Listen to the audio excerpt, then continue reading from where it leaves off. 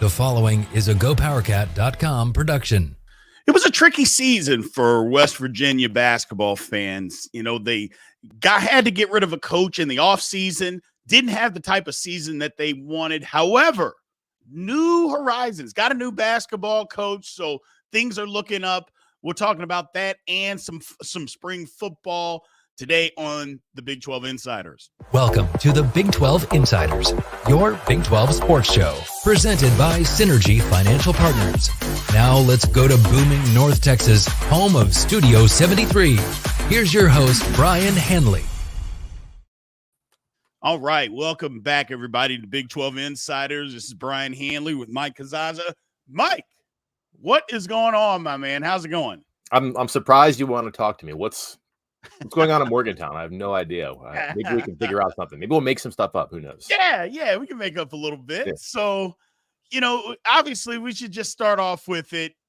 West Virginia gets a new head basketball coach. I guess my first question or first thoughts are, what do the fans – are the fans happy, upset, sad? What's kind of the feeling going on there in Morgantown right now? Pretty intrigued, I think, for the first time in, probably about a year. A year ago, they were just in rapture with transfer portal fever. They were on the way to having the best transfer portal class in the country. And then all that stuff goes off a cliff when everything changes. Right. And since then, it's been pretty sad, pretty unfortunate. But when you go back and you try to answer this question about how they feel or whatever, this is a program that for a long, long time has only known winning. Sure. You go back to, the early 2000s from John Beeline all the way through Bob Huggins. You were a postseason team. You were an NCAA tournament team, and you were expected to be on that second weekend more often than not. Did they get there all the time? Did they get further? Not often, but that was the expectation. So now you have a team that went 9-23, had the win school history. You look at the amount of losses, never had a winning streak, right? Right. And here's a guy who has been a head coach for 6 seasons, has always won 20 or more games, averages 24 wins a year, and then has 3 NCAA tournament appearances. One is an at-large. And 2 is the all or nothing, do or die conference tournament champion in back-to-back years. And oh, by the way, he brings his 2-time conference player of the year son with him. So, right. As far as winning the press conference goes or winning the press release even goes, you get an A+ there, I think. Gotcha. So, and when we talked about transfer, or you mentioned transfer anyway earlier.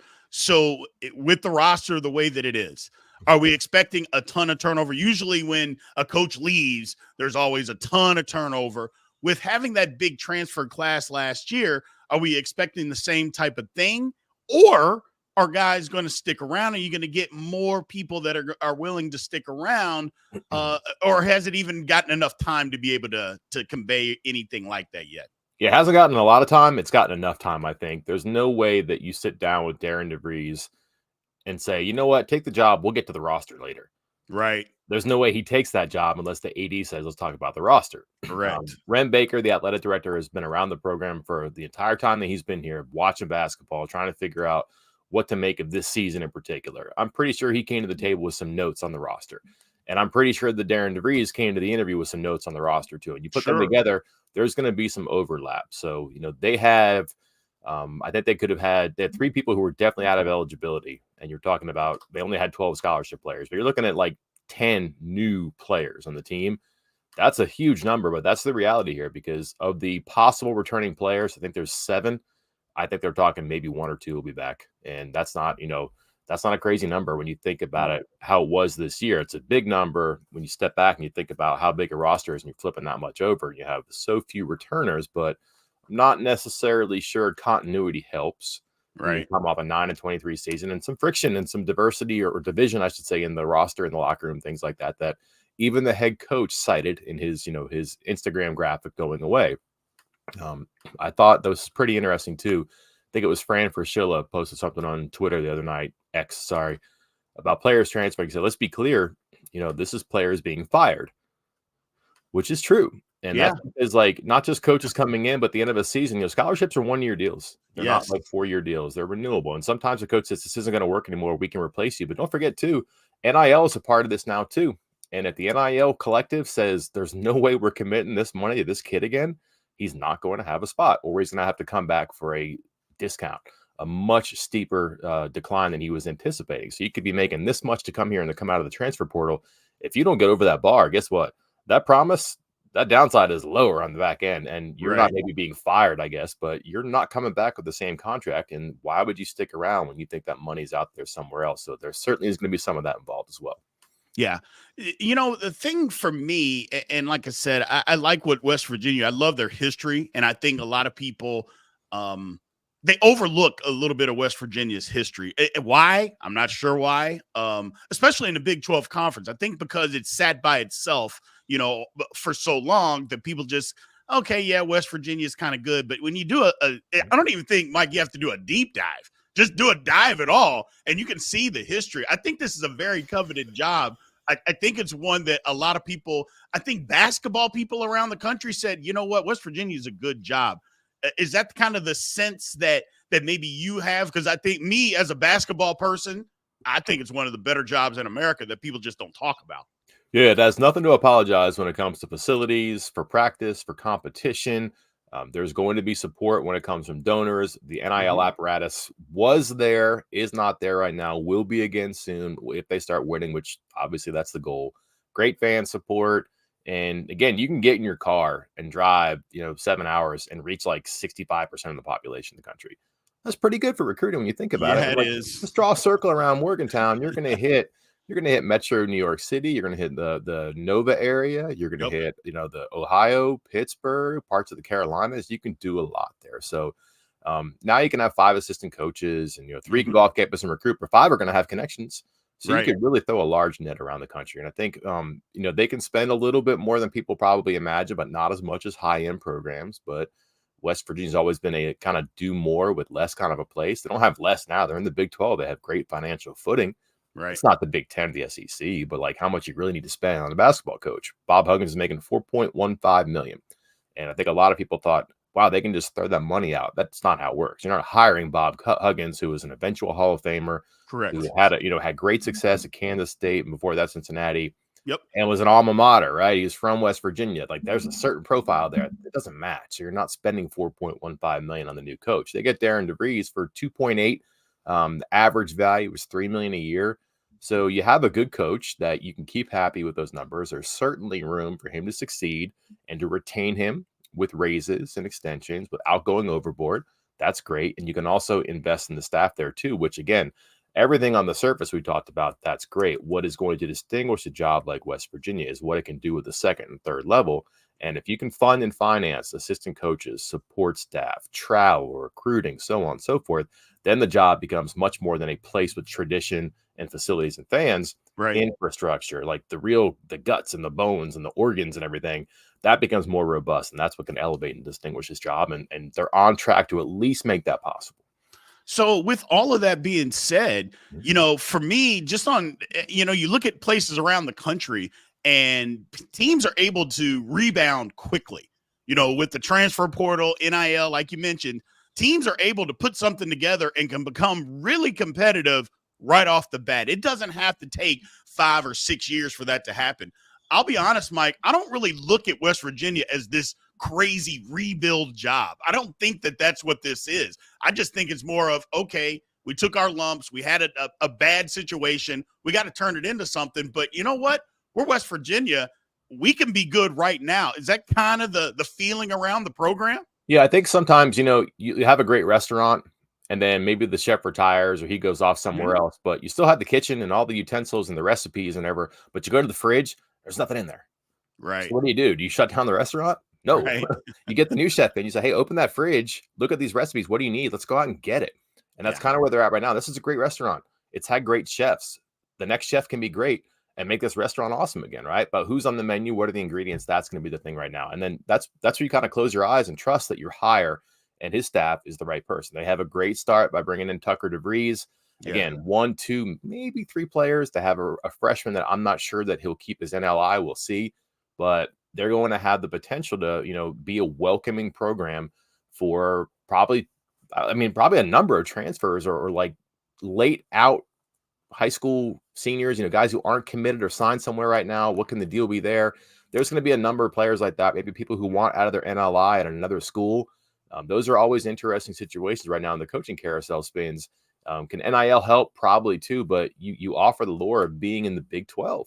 So if you're a mid-major or like a group of 5, even like a power conference, you've been a bench guy and you want to see what you're made of. Maybe not every year is that going to be quite as open and inviting at West Virginia. Certainly as they get more successful, you hope that's not the case. But like, if this is like an Ellis Island right now, and like the Statue of Liberty is beckoning everybody to come and give it a shot and see if it works, that's not a bad thing. You could filter it out a little bit, but get the best players that want to be a part of this right now. You know, they got an open for business sign, so to speak. I think that's a good thing for them because they can be choosy, but they also have to be aggressive. And what really interests me about this too, Brien, is that there's an extension clause in DeVries' contract where if he finishes in the top 6 of the Big 12 in either of his first 2 seasons, he gets an extra year at the end of the contract. So top 6 is kind of modest. Maybe that's where the bar is, the expectations are. But if they finish top 6 in one of the first 2 years, that means they like him and he's doing something good. But it also means that he's hit the ground running. And a lot of those boxes you have to check in that first 2 years, he's done. Yeah. Well, it's kind of what I mentioned before. I just think West Virginia, he's coming into this job, and not just him, just anybody in general. Look, guys leave from time to time, but West Virginia is not a place where it's not a stepping stone job, is what I should say. I love the simple fact that they put that on the contract there to say, hey, if you hit the ground running and we finish in the top 6, you get an extra year. I'm like, you know what? That makes sense. The conference, this year, we thought it was good, Mike. We did, man. We thought it was great, and it didn't finish that way. It didn't look that way. A lot of people talked about, the Big 12 manipulated the net. I don't think West Virginia, like I said, if they can figure this thing out, the middle of the Big 12 is there to be had, my guy. There's no doubt about that, too. And so top 6 doesn't sound great. Top 6, you're in the tournament. Top 6 in the MVC, you're probably looking for a job after a couple of years for that, right? So I think that's the one thing that's going to be like how they do scheduling. Can they manufacture some wins with their non-conference schedule? They're probably going to have to. Is 20 wins a goal anymore? I'm not sure 20 wins is as automatic of an NCAA spot as it once was, but sometimes 18 wins does it too. If you do your damage in conference play in a major conference, it's going to be curious what tactics they take about how many transfers, how many freshmen they take in, how many are seniors or super seniors, how many are transfers that have a couple years, how much of that is who you can get versus who you want. I imagine it'll be a blend of all that stuff right now. So it's going to be kind of a catch-all. And then from there, you just kind of figure out who's the best for what you want to do. And their goal was to make the tournament. There's no doubt about that. That's their goal. How they get there, how quick they get there, so much yet to be, never mind answered, but asked, I would say. Right. Well, we're going to take a quick break here. On the other side of this, we will flip the script a little bit, talk a little spring football, and what's coming up for Neil Brown's squad. So we'll be right back with one quick word from our partners at Synergy Financial Partner. At Synergy Financial Partners, the mission is to change the way Americans plan for their financial future. Synergy doesn't just offer you a financial plan. At Synergy, the goal is to help you find your best financial future. Learn more at synergyfinancial.com.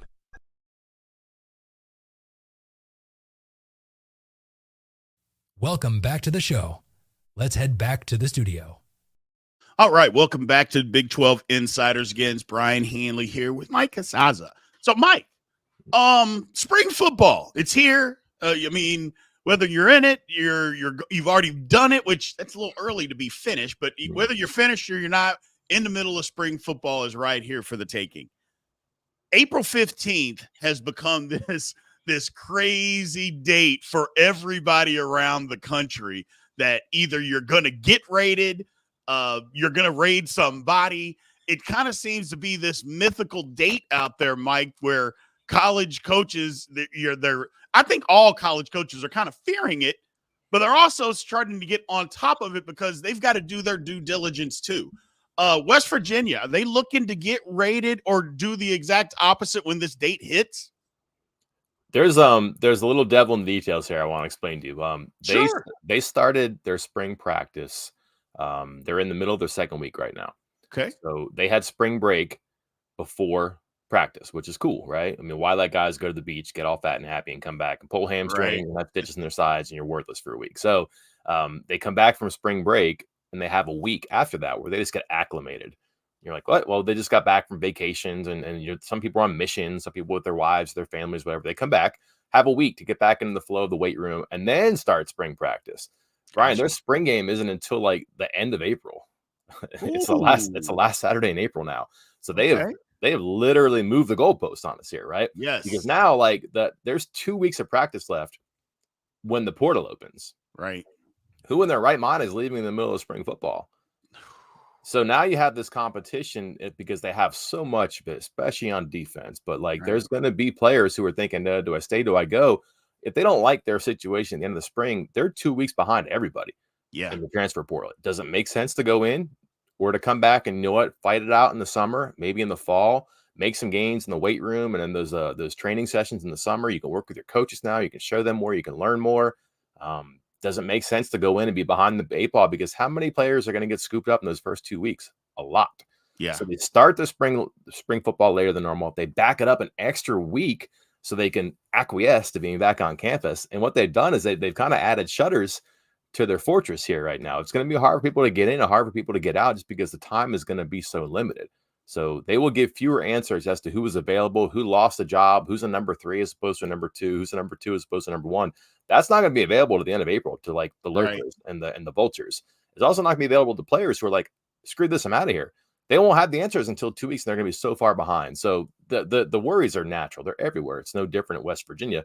Just the timing here is a little bit different, and it's going to put more pressure on the players to make a decision that is in their best interest. And it might just simply be in their best interest to stay in the summer and see what happens, which is kind of ingenious when you think about it. Yeah, no, I think they're ahead of the game actually doing that because it forces people to make a decision. But you can't really make a decision. It's kind of what you said. Who's leaving in the middle of spring practice? Nobody's well, let me take a step back here. Somebody will do that. Yeah. But it wouldn't be, I mean, that's one of the worst decisions that somebody could make is literally quitting in the middle of practice. First of all, who's really going to want you if you do that? That would be my first thought. What coaches, this guy quit in the middle to go look for a different option versus trying to fight? Yeah, that's not a guy we want. So, yeah, I think it's ingenious on what they did. I think this whole date thing, I mean, it's out there.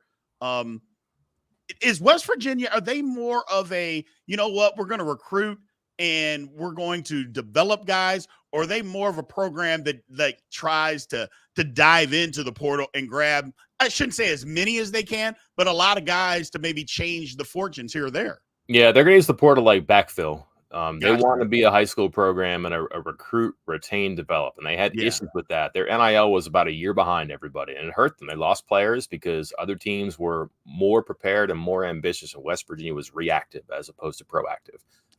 That's not quite the same anymore, but still they want to get their high school players on campus to see it, to visit. They always think from different staffs across time now, they always think if you can get a player to visit West Virginia, you've got a really good chance because you're going to have perceptions and realities conflict, and the realities are going to conquer the perceptions. You're going to like it. That's what they think. They always have. And again, that's across different times with different coaches. Same here now. So they like their high school recruiting, and they know that, like, are they going to be the home of 4- and 5-star freshmen enough to power a championship team? No, that doesn't happen. But can they get a couple of like high-end recruits and keep them? That's important. But also get the players who are fringe. You know, my colleague, Chris Anderson, not blue chips. He calls them teal chips. People who are right on the cusp, right? But you can turn a teal into a blue after 2 or 3 years in a strength and conditioning program and going through the whole car wash of spring football, winter conditioning, all that stuff, right?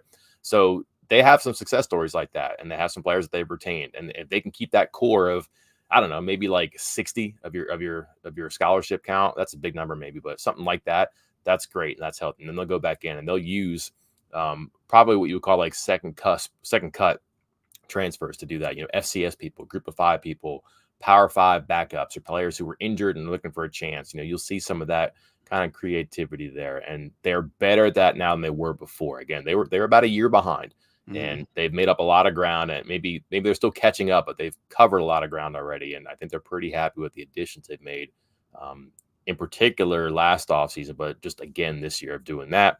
And you can't have a lot of holes if we're West Virginia, because depth is always so problematic here, right? But totally understand. If you can fill them with veterans, and if you can fill the second level of veterans from whether it's your school or another school, you're in a better position. I think they've done a roundabout better job of that, much more the past years than the first couple of years for Brown. Well, I think that's kind of a running theme with Big 12 teams, at least the current Big 12 teams, Mike, is that you have basically a top 44, And then after that, sometimes it gets a little sketchy. Yeah. So, and that's, at Texas, you didn't run into that. OU, you're not running into that. I said, but I think that's where the Big 12 can kind of band together as a school and, or not as a school, but as a conference and just say, hey, this is kind of where we're at. Everybody's in the same boat. That's why I think it works out better. And I know we've had this conversation. Strength is in numbers with this conference. You don't have to have a blue blood or a national name. The name is the conference. And as long as the conference puts out competitive teams, that can rotate. And I think that's better if it rotates like that, because I believe, matter of fact, I know it was you that said, hey, trying to build a blue blood program, I mean, that's a generational thing. That's not something you do in a decade, even 2 decades. It won't even happen in our lifetime. Let's just say somebody becomes really good right now. Okay, my perfect example with that is, like, look at a school like Miami. Miami had all that success. And now what do we think about Miami? Everybody talks about their brand, but it's not good football anymore. West Virginia does for me, but I'm older, don't get me wrong. They do have kind of that cachet. I'm not saying they're the blue blood of anything, but they have a history. Like I said, they've got a strong history. And I think, like I said, the Big 12 is lucky to have that part and have them within that conference, Mike. I really do. Yeah, and they're gonna have to. Their plan's gonna have to work, and so far it has. Like Aubrey Burks is a guy who was like one of those like just fringe recruits who's come in. He's been a really good player, and other schools wanted him, and he stayed. So they retained him after they developed, and that's fine. And then like just a different extreme, a lot of schools rely on their walk-on program. West Virginia does that really well. Offensive linemen, defensive players in the past before, but like now they have some skill players on offense that they think they can turn from walk-on into scholarship players. And one of them is Hudson Clement, who's like a bona fide like guy. Right. He's from Martinsburg, West Virginia. You don't get a lot of Division I talent in West Virginia, but all of his agility testing and his athletic stats are kind of off the charts here. And here's a guy who just was kind of an afterthought, who was making good plays in practice, but kept him, had him walk, kept him, strength and conditioning, nutrition, practice. Again, that whole car wash. And now he's a starting receiver in the Big 12, and you could put him on other rosters and he would be a starting receiver in the Big 12. He'd be a contributor too. So that's just a couple I'm cherry picking, but they're not alone in that. And that's what's going to have to make this work. Like, these ideas aren't going to have to be hunches. They're going to actually have to be validated by, performances too. And they're trending in that right direction. But also, like we're saying, that doesn't just happen. That's going to have to happen over time. But there are steps forward there, which is good. Yeah, absolutely. So having said that, before I get you out of here, one last question. What spring battles? I know they're trying to put together a better defense than what they had a year ago. Or I shouldn't say better. They're just replacing some guys. So what kind of spring battles are going on right now that people need to keep an eye on? The entire defense is kind of fun to watch. They used to be like a 4-2-5 where it wasn't really an even front. They had this bandit, like spur defender outside who could drop down and be in the line or be around their pressure, whatever. They're an odd front now. They're like a 3-3-5 almost, where they have 2 true inside linebackers. They hadn't done that before. And, they'll have maybe a third linebacker at times, and they play teams in 12 personnel or just big teams. We'll see. But there's a whole bunch of kind of merry-go-round right now, trying to figure out who goes where and what the right combinations are. So it's not just positional battles. It's like who's going where. But they're going to have some depth at linebacker they haven't had, and just everything at corner and safety right now is so experimental. But it eventually will settle down. It'll be a slugfest to figure out who's starting a cornerback, because they have some incumbents and they have some players that they recruited from the portal. So that's going to be healthy, I think, over time. And then offensively, the running game is going to be very curious to me. Last year, they're awash with running backs. They had to figure out how to get 4 guys in the field in the game. They don't have that right now. They have Jaheim White, who was one of the top freshmen in the country last year. CJ Donaldson is out. He's back, but he's out for the spring. They have Jalen Anderson, who was maybe like an afterthought. He had 1 snap in the second half of the season. It was a turnover. So that's not great for him. But here he is because they had 2 other running backs transfer. So he's moved up because others moved out. But they also have 2 very talented freshmen coming in. And here's another sign for West Virginia's progress. They're playing true freshmen now. It doesn't make sense to redshirt them because they're probably going to leave.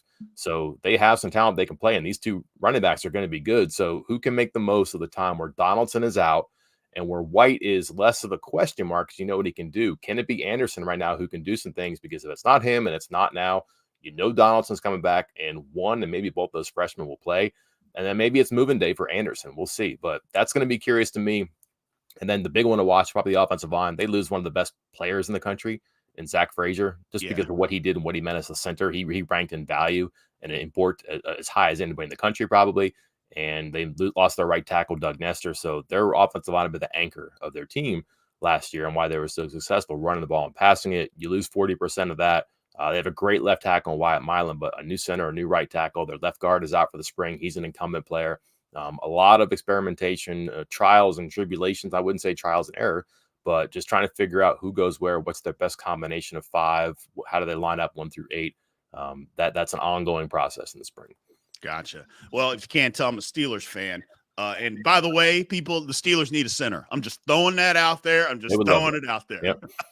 I would not be surprised. There's a lot of buzz about that one. There's great familiarity between Denver and Pittsburgh Steelers too. Absolutely. Absolutely. Well, thanks, Mike. I appreciate you taking the time to just update us here. We'll be back with you later on in the summer. We appreciate you giving us time today. We're going to take one quick break before we end the show. Here's a word from our sponsor again with Synergy Financial Partners. At Synergy Financial Partners, the vision is to build the world's largest consumer financial education and empowerment company. Synergy doesn't just offer you a financial plan. At Synergy, the goal is to help you find your best financial future. Learn more at synergyfinancial.com. Welcome back to the show. Let's head back to the studio. All right, everybody. Welcome back again to Big 12 Insiders. Again, this is Brien Hanley. Show is growing. We appreciate all the support that you guys have given us. Remember to go to at Big 12 Insiders on YouTube. Please go over there. Check us out. Subscribe, like, comment, all that good stuff.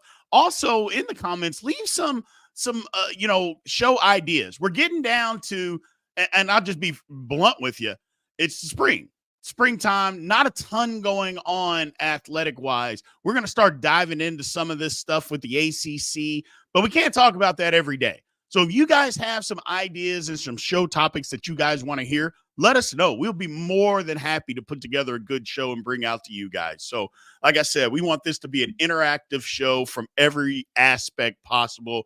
We appreciate the support. We love you guys. Again, we'll be back tomorrow or Tuesday through Friday. We at 1 p.m. on Central Time on YouTube. Remember to check us out. We'll be back tomorrow to do this better. This has been a GoPowercat.com and Spirit Street production. Please support this show by subscribing to this YouTube channel or follow us on your favorite podcast platform.